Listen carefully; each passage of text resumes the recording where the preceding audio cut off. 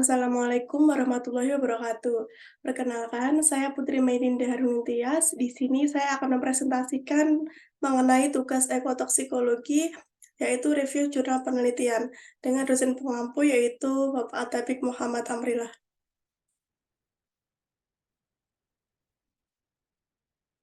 Sebelumnya, izinkan saya untuk memperkenalkan diri.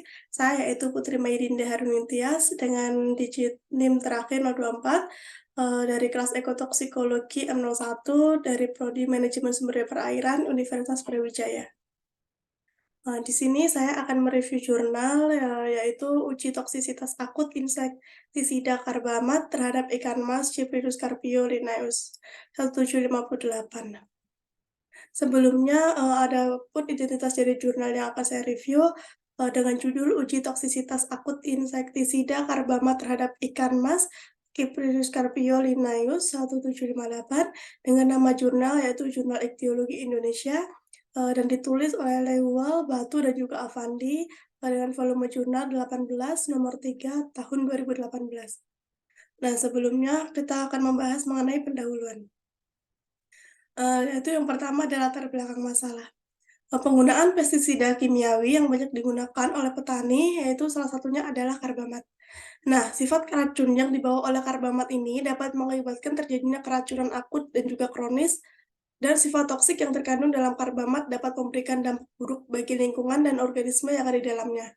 Nah, sifat racun yang dibawa oleh karbamat ini dapat mengakibatkan terjadinya keracunan akut dan kronis. Sedangkan yang kita tahu bahwa penggunaan pestisida kimiawi itu sangat banyak digunakan pada zaman sekarang, terutama untuk petani dalam mengatasi hama maupun dalam mensuburkan tanamannya. Adapun tujuan dari penelitian ini yaitu untuk mengetahui tingkat toksisitas akut insektisida karbamat terhadap ikan mas Cyprinus. Selanjutnya kita akan membahas tentang metode penelitian. Pertama yaitu ada waktu dan juga tempat. Nah, penelitian ini dilakukan di Laboratorium Fisiologi Hewan Air, di Departemen Manajemen Sumber Daya Perairan, Fakultas Perikanan dan Ilmu Kelautan, Institut Pertanian Bogor, pada bulan November hingga Desember 2017. Adapun bahan dan metode yang digunakan dalam penelitian ini. Yang pertama yaitu, pada penelitian ini digunakan ikan mas dengan panjang 6 hingga 8 cm dan bobot tubuh 5,5 sampai 9 gram. Kemudian ada pula bahan kimia yang digunakan dalam penelitian ini, yaitu bahan kimia jenis insektisida karbamat dengan merek dagang Marshall 200 IC. Kemudian dalam penelitian ini digunakan metode eksperimental yang digunakan yaitu dengan 2 tahapan penelitian. Rancangan penelitian yang digunakan dalam penelitian ini yaitu menggunakan rancangan acak lengkap. Nah, penelitian ini yaitu mengacu pada US EPA 2002 dengan menggunakan 6 konsentrasi yang berbeda. Kemudian, selama masa penelitian, uji pendahuluan hingga uji toksisitas akut atau uji definitif, media uji diberi aerasi terlebih dahulu. Nah, pada uji toksisitas akut dan juga uji atau disebut uji definitif ini dilakukan ulangan sebanyak 2 kali. Nah, selanjutnya yaitu ada tahapan uji pendahuluan. Yang pertama yaitu mempersiapkan media, yang kedua yaitu ada uji pendahuluan, yang ketiga yaitu ada uji toksisitas akut, yang keempat ada pengambilan dan juga pengukuran parameter fisik dan kimia air, dan kemudian yaitu ada analisis data. Nah, yang pertama itu tahapan uji pendahuluan, yaitu persiapan media terlebih dahulu, yaitu penelitian ini dimulai dengan menyiapkan akuarium sebanyak 12 buah yang masing-masing berkapasitas 32,6 liter. Nah, akuarium ini kemudian akan dicuci bersih dan juga dijemur di bawah sinar matahari, kemudian diisi dengan air sebanyak 20 liter. Nah, air ini yaitu campuran air dengan larutan Marshall 200 EC pada konsentrasi yang berbeda untuk tiap perlakuan. Nah, kemudian setelah itu akuarium diberi aerasi. Ikan mas yang akan digunakan diaklimatisasi terlebih dahulu selama 7 hari, dan sehari sebelum digunakan, ikan mas akan dipuasakan. Karena pada uji pendahuluan dan uji toksisitas akut tidak ada pemberian pakan terhadap ikan. Kemudian yang kedua yaitu pendahuluan. Nah, pada uji pendahuluan ini bertujuan untuk menentukan ambang batas atas N dan juga ambang batas bawah. yang akan digunakan dalam uji toksisitas akut atau uji definitif. Nah, pada uji pendahuluan ini disiapkan 6 akuarium, yaitu masing-masing diisi dengan 20 liter media uji. Nah, kemudian jumlah hewan uji yang digunakan yaitu pada penelitian ini sebanyak 10 ekor tiap akuarium. Pengamatan mortalitas dilakukan pada jam ke-0, ke-2, 4, 6, 12, dan juga 24 hingga 48 jam. Nah, dari nilai mortalitas yang diperoleh melalui range finding test, ulang ini yaitu kemudian ditentukan konsentrasi tertinggi yang tidak menyebabkan kematian pada hewan uji selama 48 jam atau ambang batas bawah. Nah, dan konsentrasi terendah yang menyebabkan kematian 100% pada hewan uji selama 24 jam ambang batas atas. Nah, setelah konsentrasi ambang atas dan bawah didapatkan, maka konsentrasi akan digunakan pada uji definitif atau uji toksisitas akut. Kemudian yang ketiga yaitu ada uji toksisitas akut. Nah, tujuan dari uji toksisitas akut ini adalah menentukan kemampuan suatu bahan kimia uji dalam hal mematikan hewan uji. Nah, toksisitas akut insektisida karbamat ini yaitu dinyatakan dengan SI50 atau lethal concentration. Pada tahap ini diawali dengan disiapkannya 12 akuarium bervolume 32,6 liter beserta alat aerasi yang sudah terpasang. Kemudian, masing-masing akuarium akan diisi dengan 20 liter media uji, sesuai dengan konsentrasi insektisida karbamat yang telah ditentukan. Kemudian, pengamatan mortalitas hewan uji dilakukan pada waktu pemaparan, yaitu 0, 2, 4, 6, 12 jam, 24, 48, 72 jam, dan juga 96 jam. Hewan uji yang mati selama penelitian berlangsung akan dicatat. Kemudian, penentuan nilai LC50, 96 ini dilakukan dengan analisis probit. Nah, analisis probit digunakan pada toksikologi guna untuk menentukan toksisitas relatif suatu bahan kimiawi terhadap suatu organisme hidup. Hal ini dilakukan dengan menguji respon suatu organisme di bawah beberapa konsentrasi masing-masing bahan kimia, yang mana kemudian akan membandingkan konsentrasi hingga diperoleh hasilnya. Untuk yang kemudian yaitu ada pengambilan dan juga pengukuran parameter fisik dan kimiawi air. Hal ini juga perlu dilakukan karena pengukuran, parameter fisik dan kimiawi perairan dan penelitian ini, dilakukan secara langsung, dan saat awal penelitian dan juga akhir penelitian. Ada pula parameter yang diukur secara langsung yaitu meliputi suhu air, kemudian oksigen terlarut, dan juga pH. Nah, yang terakhir yaitu ada analisis data. Pada penelitian ini, perolehan data pada uji toksisitas akut dianalisis dengan menggunakan analisis probit untuk menentukan nilai LC50 hingga periode pemaparan 96 jam. Nah, kemudian kita akan membahas hasil dan juga pembahasan dari penelitian ini.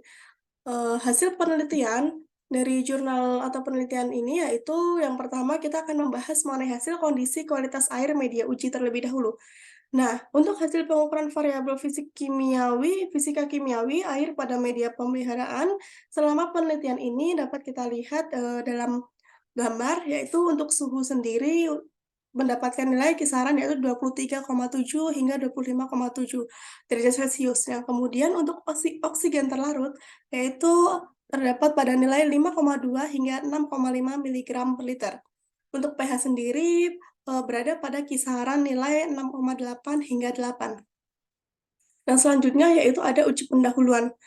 Nah, hasil dari uji pendahuluan ini dapat kita lihat dari gambar, yaitu mortalitas ikan mas pada uji pendahuluan, di mana uji pendahuluan ini dibagi menjadi 6 perlakuan berdasarkan dengan metode logaritmik berbasis 10, yaitu yang pertama 0 miligram sebagai kontrol, kemudian 10 pangkat 2 miligram per liter, 10 pangkat min 1 miligram per liter, kemudian 10 pangkat 2 miligram per liter, kemudian 10 pangkat 1 miligram per liter, dan juga 10 pangkat 2 miligram per liter.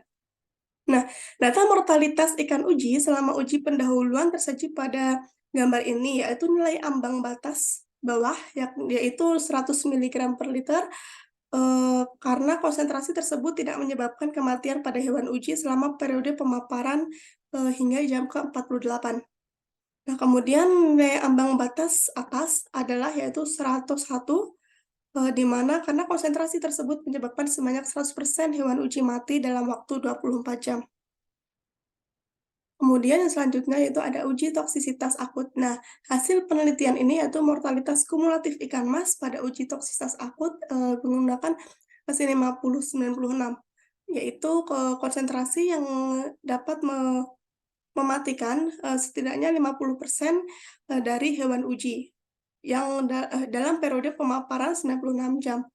Nah, konsentrasi yang digunakan pada penelitian ini berasal dari perhitungan logaritma pada uji pendahuluan, yaitu, di mana nilainya yaitu nilai pertama 100 miligram 100 miligram per liter, kemudian yaitu ada nilai N 101 miligram per liter.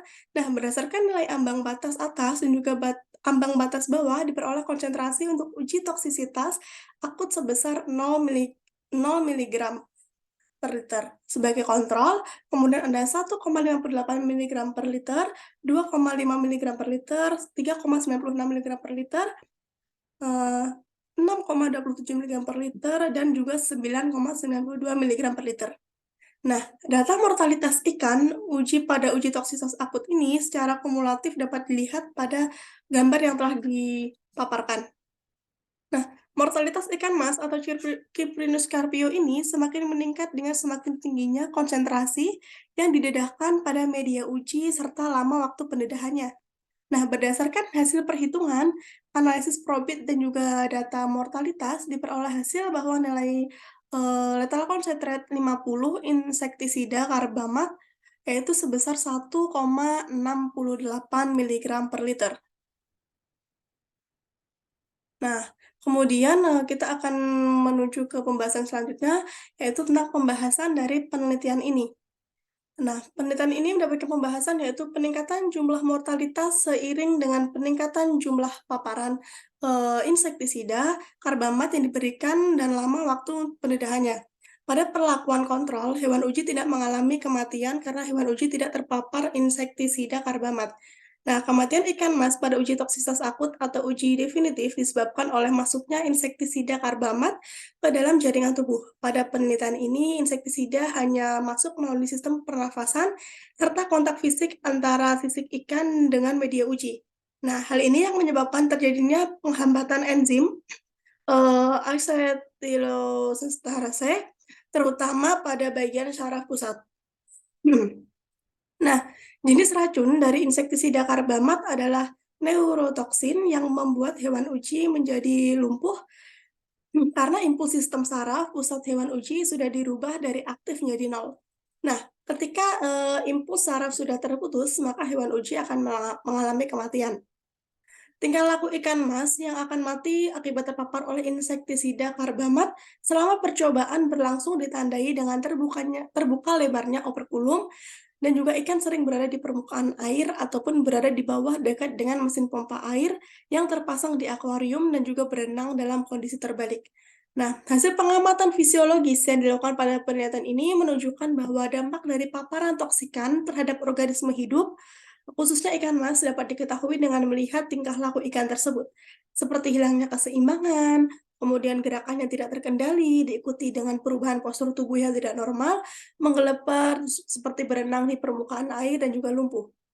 Nah, pada penelitian ini diperoleh nilai lethal concentrate 50-96 insektisida karbamat berbahan aktif karbosulfan yaitu sebesar 1,68 miligram per liter.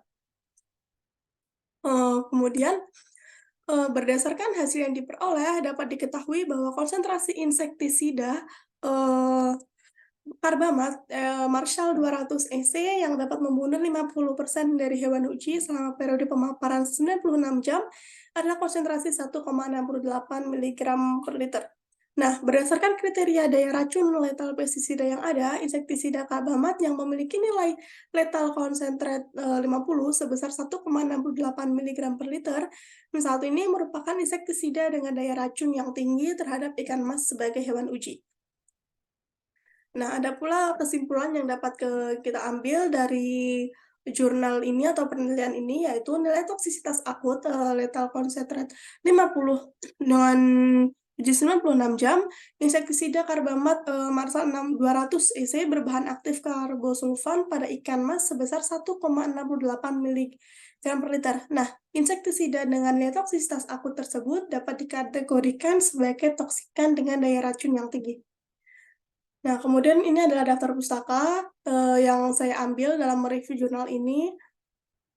Kemudian terima kasih, saya mohon maaf apabila ada kata-kata dan juga kekurangan yang saya sampaikan dalam, pemaparan review jurnal penelitian kali ini. Kurang lebihnya saya mohon maaf. Wabillahi taufiq wal hidayah. Wassalamualaikum warahmatullahi wabarakatuh.